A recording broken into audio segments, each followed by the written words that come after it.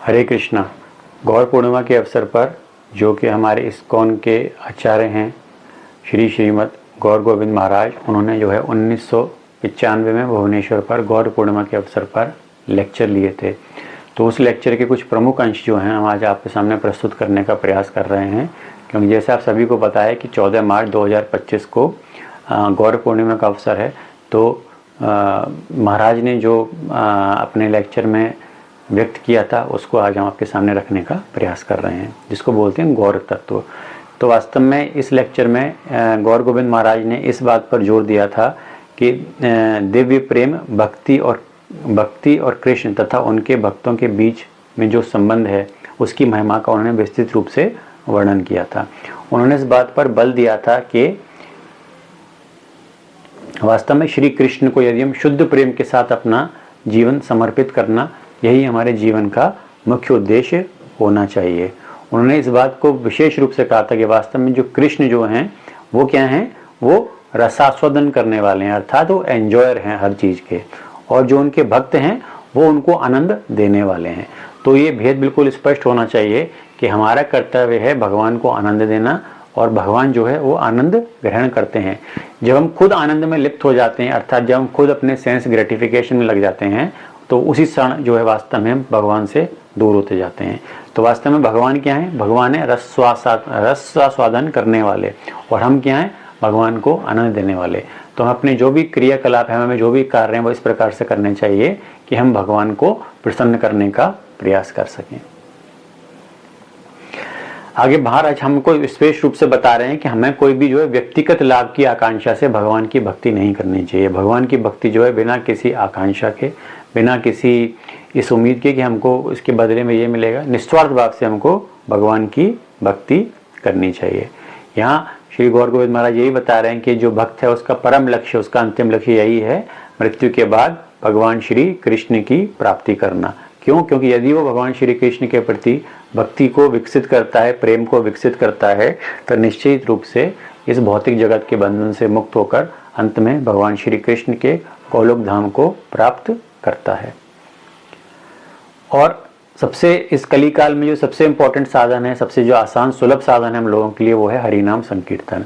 तो यह हमारे इस बात पर जोर दे रहे हैं कि भगवान के पवित्र नामों का जप करना वास्तव में आध्यात्मिक अनुभूति और भगवान श्री कृष्ण से जुड़ने का इस कलिकाल में सबसे सरल, सबसे सुगम और सबसे प्रभावी साधन है। तो इस पूरे लेक्चर में जो हमको मुख्य बिंदु समझ में आते हैं वो ये हैं कि कृष्ण जो है रसास्वादक के रूप में, अर्थात कृष्ण रस का स्वादन करते हैं। इससे भक्त उनकी सेवा में आनंद प्राप्त करता है, भक्त उनकी सेवा में आनंद प्राप्त करता है, और भगवान जो है उसको सेवा को ग्रहण करके आनंद प्राप्त करते हैं। आगे श्री गौर गोविंद महाराज हमको शुद्ध प्रेम की परिभाषा के बारे में बता रहे हैं। शुद्ध प्रेम का अर्थ है भगवान श्री कृष्ण की सेवा बिना किसी व्यक्तिगत स्वार्थ के। जब हमारे मन में कोई व्यक्तिगत स्वार्थ नहीं होता तो वास्तव में ये प्रेम पारस्परिक लाभ की अपेक्षा से परे होता है। तो जिसको बोलते हैं प्रवृत्ति मार्ग, और एक होता है निवृत्ति मार्ग। तो निवृत्ति मार्ग का अर्थ तात्पर्य है कि हम बिना किसी अपेक्षा के, बिना किसी महत्वाकांक्षा के, बिना किसी एक्सपेक्टेशन के हम जो है भगवान श्री कृष्ण की जो भक्ति करते हैं, तो वास्तव में वही शुद्ध प्रेम होता है। इसके उदाहरण हमको चैतन्य महाप्रभु के जीवन से मिल सकते हैं। इसके उदाहरण हमको अन्य भक्त जैसे कि मीराबाई और लोगों के जीवन से मिल सकते हैं, जिनके जीवन में सिर्फ भगवान की प्रसन्नता ही उनके जीवन का मुख्य उद्देश्य था, ना कि अपने लिए कुछ भी लाभ करना। आगे महाराज हमको बता रहे हैं कि वास्तव में कृष्ण के जो प्रेम है उसमें इतनी शक्ति है कि उस कृष्ण प्रेम की एक बूंद ही पूरे ब्रह्मांड को जो है अपने में समा सकती है। उनके प्रेम में इतनी शक्ति है, जिससे कि भगवान श्री कृष्ण के विस्तार का हमको पता चलता है कि उस प्रेम में कितनी शक्ति है। भगवान श्री कृष्ण के प्रति समर्पण, भगवान श्री कृष्ण का सर्वोच्च उपदेश यही है जो उन्होंने कहा है, सर्वधर्म परित्यज्य माम एकम शरणं व्रज, कि हमको सब कुछ त्याग कर भगवान की शरण में जाना चाहिए। भगवान श्री कृष्ण और उनके भक्तों के बीच में परस्पर बहुत ही प्रेम पूर्व संबंध होता है। भगवान श्री कृष्ण अपने भक्तों से और भक्त भगवान से प्रेम करते हैं। जैसे भगवान ने गीता में भी कहा है कि हे अर्जुन, जो मेरा सदैव चिंतन करता है उसको मैं सदैव ध्यान रखता हूँ, उसके लालन पालन का ध्यान रखता हूँ, और जो कुछ उसके पास है उसकी रक्षा भी मैं स्वयं ही करता हूँ। आगे महाराज जी इसी बात पर जोर दिया है कि वास्तव में मनुष्य जीवन का मुख्य लक्ष्य है भगवान श्री कृष्ण के प्रति प्रेम को विकसित करना और जन्म और मृत्यु के चक्र से छूटकर भगवान के परम धाम को प्राप्त करना। और अंत में बता रहे हैं कि किस प्रकार से नाम जप का महत्व है इस कली काल में। तो जो समर्पण जो है हम कह रहे हैं कि टोटल सरेंडर, तो जैसे कि मेरे गुरु महाराज कहते हैं कि क्योंकि भगवान श्री कृष्ण स्वयं में कंप्लीट हैं, अर्थात भगवान श्री कृष्ण स्वयं कंप्लीट हैं, जो जिसको बोलते हैं ईश्वर परम कृष्ण सच्चिदानंद विग्रह अनादिर आदिर गोविंदम सर्व कारण कारणम। ये ब्रह्म संहिता में भगवान ब्रह्मा जी कह रहे हैं कि मैं आपको प्रणाम करता हूँ जो सब कारणों के कारण हैं, और सच्चिदानंद हे ईश्वर जो परम है सच्चिदानंद स्वरूप है उनको मैं प्रणाम करता हूँ। तो जो मेरे गुरु महाराज हमेशा बताते हैं कि जो समर्पण का सार, क्योंकि कृष्ण स्वयं में कंप्लीट हैं, तो ऐसे कंप्लीट पुरुष को हम इनकम्प्लीट पार्शियल सरेंडर नहीं कर सकते। इनकम्प्लीट माने आधे मन से, पार्शियल माने अधूरे मन से। तो जो टोटल में कंप्लीट है उसको कोई भी चीज इनकम्प्लीट नहीं दी जा सकती। तो क्योंकि वो स्वयं में कंप्लीट हैं तो हमको भी जो है अपने जीवन को पूर्ण सरेंडर करना पड़ेगा, कंप्लीट सरेंडर करना पड़ेगा। वही इस लेक्चर के माध्यम से हमको गौर गोविंद महाराज भी बता रहे हैं, और यही जो है मेरे गुरु महाराज हमको बताते हैं कि हमको भगवान श्री कृष्ण के प्रति टोटल सरेंडर करना चाहिए, तभी जो है हम भगवान की कृपा को प्राप्त कर सकते हैं। आगे उसी बात में फिर दोबारा से जोड़ दिया जा रहा है, जो हमको समझ में आता है कि हमको लगता है कि भगवान कृष्ण और भक्त अलग अलग हैं, लेकिन भगवान श्री कृष्ण कहते हैं गीता में भी कि हे अर्जुन, जो सभी लोगों में मेरे को देखता है, जो सभी लोगों, सभी जितने भी पशु हैं, प्राणी हैं, जितने भी इस जगत में हैं, उन सब में मेरे को देखता है, वो मेरे से कभी भी दूर नहीं रहता।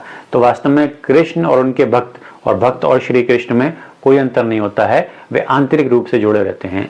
कृष्ण रसास्वादक होते हैं और उनके भक्त उनको रस देने वाले होते हैं। आगे भगवान बता रहे हैं कि आगे महाराज हमको बताते हैं गौर गोविंद महाराज कि वास्तव में दिव्य प्रेम की शक्ति क्या है। कृष्ण के प्रेम की तुलना एक महासागर से की गई है। इस प्रेम की एक बूंद भी हमारे जीवन को पूरी तरह बदल सकती है। जैसे कि आपने देखा कि इस्कॉन के माध्यम से देश विदेश के अनेक भक्त जो कि कभी भगवान का नाम भी नहीं जानते थे, आज वो कृष्ण भक्ति में पूर्ण रूप से तल्लीन है। आगे महाराज हमको ये भी बता रहे हैं कि किस प्रकार से भगवान श्री कृष्ण का जो प्रेम है वो सशर्त बिल्कुल निस्वार्थ होता है। भगवान गौर गोविंद महाराज हमको बता रहे हैं कि कृष्ण के प्रति जो हमारी भक्ति है वो सभी भौतिक इच्छाओं या अपेक्षाओं से मुक्त होनी चाहिए, और जो हम इस तरह की भक्ति करते हैं तो निश्चित रूप से हमको भगवान की कृपा प्राप्त होती है।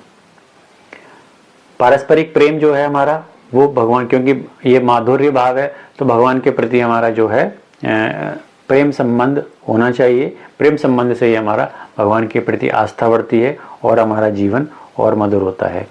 और मानव जीवन का जो अंतिम उद्देश्य है वो होना चाहिए, जैसे कि ब्रह्म संहिता में भी बोला गया है, ब्रह्म संहिता में नहीं, जैसे कि आपका आता है ब्रह्म सूत्र का जो पहला एफोरिज्म है वही होता है अथतो ब्रह्म जिज्ञासा। अर्थात हमारी इच्छा ये होनी चाहिए कि वास्तव में हमारा भगवान से क्या संबंध है, हम इस संसार में क्यों आए हैं, और भगवान से हम अपने संबंध को पुनर्स्थापित कैसे कर सकते हैं।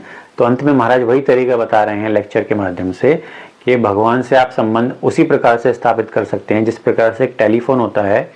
तो एक टेलीफोन है और साथ में एक आपका वायरलेस कनेक्शन होता है।